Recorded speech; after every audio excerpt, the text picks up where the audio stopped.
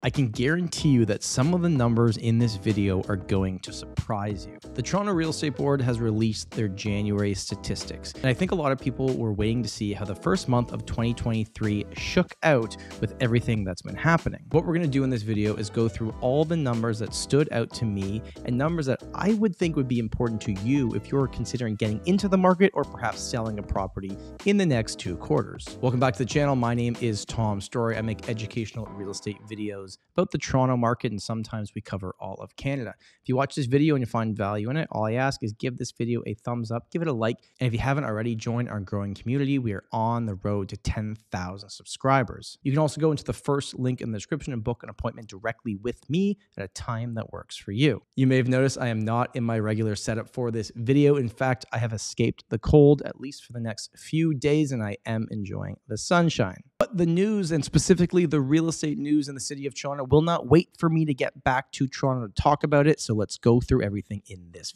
video. We're going to break this video down into 3 different topics. Number 1 is going to be an overview of what we saw in January. Number 2 is going to be a price breakdown. Where did the sales actually happen that did happen? And number 3, which are going to be the numbers that are going to be the most shocking, is the year-over-year statistics. I don't think anyone's really going to be surprised if you've been watching this channel, because we've kind of talked about this, that January, February, March this year in 2023, looking back to last year before all the rate hikes, are not going to look pretty on paper. Okay, so let's get into it for the year-over-year overview. So what we're looking at right here is basically all of January and how it shook out. So I want to bring your attention to a few numbers. And the first one is the sale to list price ratio.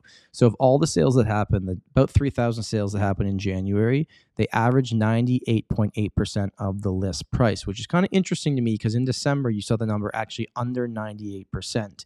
Now, the average days on market for properties that were selling was 27, but the median days on market, which is probably a better indication of what's actually happening, was 15. But the number that actually stood out the most to me was that 27.3% of the properties that sold above the asking price. Now, after 8 rate hikes, you wouldn't think this would be a thing, but if you look over here, and we'll break it down the next slide here, that million to 1249 price bracket, and this is the GTA data, 481 properties sold. Now, that's the zone where you're getting a semi-detached, a freehold townhouse, and there's a ton of demand in that zone still. So these properties were likely the ones that were selling over asking, because frankly, it's not really happening in the condo space right now. Now, before we jump to the next slide here, I have a question for you. Was there anything on that surprised you? The over 25% of properties still selling over asking price actually surprised me a little bit. And the fact that properties were selling almost for 99% of their asking price. Okay, now let's jump to the price breakdown. This is always the one that is most interesting to me. So if you're looking at where sales are happening here, you got almost 12% happening between 500 and 600,000. That's a lot of condos. You got another 12% between 6 and 699, 10% between 7 and 799. But that bracket right here, which we talked about in the last slide, represented 16% of the market. Now, the luxury market, which is the $2 million plus, that represented 5.66% of the market. Now, I can remember making these videos really just like 2 years ago where that luxury bracket was like 2.6% of the market. So the luxury area and the prices that we've seen on the high end is actually representing more of the market than it ever really has before, which is now going to take us to our year over year numbers. And these numbers are not going to look very good. So let's go over them and try to make sense of it. Okay, so here are the year over year numbers. And what we are looking at right here is 2023 versus 2022. So number of sales, we were down 44%. Now, that's not really that surprising. We've seen sales down 40% basically on all the year over year numbers for the last 4 or 5 months. New listings is interesting because we had less listings, but not too much different than last year. But obviously the absorption rate of what's selling is down a lot. The active listings is the number that's going to stand out to a lot of people, 124%, right? So active listings have more than doubled. There are 9,000 properties on the market versus 4,000 at the end of last January.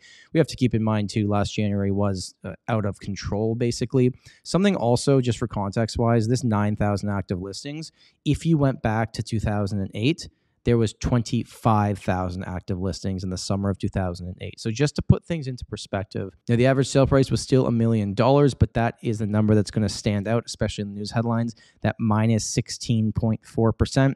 I wonder if you bought a property then with a fixed rate versus buying a property now at today's prices with a much higher rate, what your payment would be. I think the payments would be about the same. But again, as I've continued to say, obviously buying at a lower price is always better long term. Now, the days on market number is also up 123%. So that is one that's going to stand out as well. Now, to end this video, I want to tell you what I've seen on the ground level, because the numbers are good. I love the numbers as much as anybody else. But I think we also have to look at the consumer confidence. Now, our team right now is working with a ton of active buyers. We listed several properties in January and sold all of them but one. So the good properties that are priced correctly are selling. And not to say that the market's coming back like it was last year, certainly not price-wise, but that entry-level housing area of the market, you're seeing multiple offers.